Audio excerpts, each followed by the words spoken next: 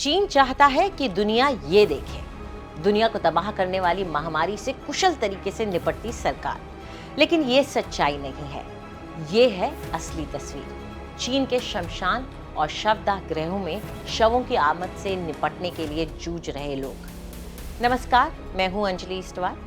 स्वागत है आपका आज तक डिजिटल में। चीन कोविड की लहर से जूझ रहा है जिसे ट्रैक करना मुमकिन नहीं है और ये बात वो खुद कबूल कर चुका है।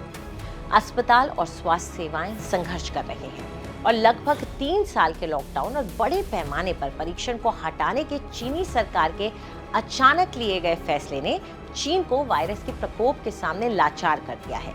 चीन की जीरो कोविड नीति के तहत मामलों से निपटने के लिए बेहद कड़े नियम शामिल थे। हर मामले, यहाँ तक कि एसिम्प्टोमेटिक केस को भी अनिवार्य रूप से अस्पताल में भर्ती कराया जाता था। छोटे आउटब्रेक पर भी सख्त लॉकडाउन कर दिया जाता था और संदिग्ध मामलों और उनके सभी संपर्क में आने वालों को लंबे समय तक अलग थलग कर दिया जाता था। विदेशी यात्रियों को 10 दिन के आइसोलेशन से गुजरना पड़ता था। चीन में कोविड प्रतिबंध इतने स्ट्रिक्ट थे कि लोग बाहर निकलने और विरोध करने के लिए मजबूर हो गए, जिससे सुरक्षा बलों के साथ हिंसक झड़पें भी हुई। वे सब मांग कर रहे थे कि कोविड प्रतिबंधों में ढील दी जाए। इसके बाद चीन ने अचानक सभी प्रतिबंधों को रोकने का फैसला लिया और महामारी को अपना स्वाभाविक रूप लेने दिया। हालत अब ये है कि इतनी मौतें हो रही हैं कि अंतिम संस्कार से जुड़ी सुविधाओं पर भारी दबाव है। चोंगकिंग के एक शमशान गृह में ये दावा किया जा रहा है कि शवों को रखने के लिए जगह तक नहीं है। ये वो शहर है जहां अधिकारियों ने इसी हफ्ते हल्के कोविड लक्षणों वाले लोगों को काम पर जाने की सलाह दी थी। ऐसे शमशान घाटों में कर्मचारी दावा कर रहे हैं कि शवों के लगातार आने के चलते अब कोल्ड स्टोरेज में भी जगह नहीं रह गई है। हालांकि इस बात की कोई पुष्टि नहीं है कि ये कोविड से होने वाली मौतें हैं, लेकिन कोविड फैलने के दौरान मौतों में अचानक बढ़ोतरी हुई है।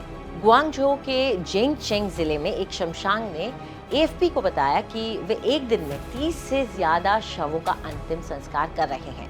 शहर के एक अन्य शमशान घाट ने कहा कि वे पिछले सालों के मुकाबले 3 या 4 गुना ज्यादा अंतिम संस्कार कर रहे हैं। वो हर दिन 40 से ज्यादा शवों का दाह संस्कार कर रहे हैं, जबकि पहले 1 दर्जन या उससे कुछ ज्यादा होता था।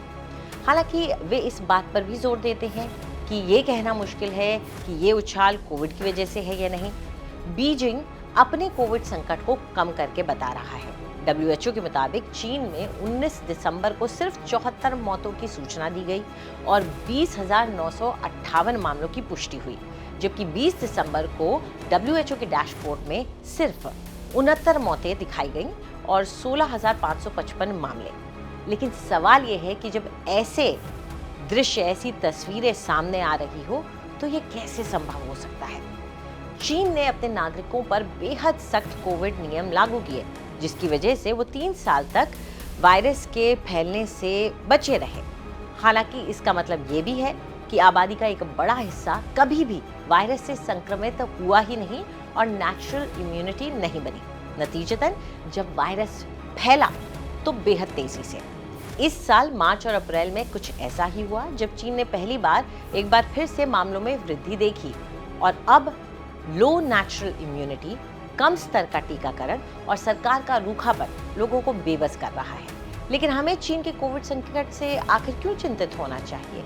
यह हम पर कैसे असर डालता है? अभी उछाल चीन तक भले ही सीमित हो, लेकिन चिंता है कि ये दूसरे देशों में फैल सकता है, क्योंकि अब अंतर्राष्ट्रीय यात्रा कोविड के पहले के स्तर तक लौट गई है। चीन में जनसंख्या ज्यादा है तो वायरस को फैलने का मौका भी ज्यादा मिलेगा। वायरस जितना अधिक फैलता है उतना ही म्यूटेट करता है और इस बात की हमेशा संभावना होती है कि म्यूटेशंस में से एक म्यूटेशन अधिक संक्रामक हो या अधिक खतरनाक हो। हालांकि चीन कोविड से होने वाली मौतों से संबंधित जानकारी को बाहर जाने से रोक रहा है, लेकिन दुनिया चिंतित है क्योंकि नए खतरनाक म्यूटेशन से खतरा सबको है। आपको हमारा ये वीडियो कैसा लगा? कमेंट सेक्शन में हमें जरूर बताएं। देश और दुनिया की तमाम बड़ी खबरों के लिए सब्सक्राइब करें आज तक।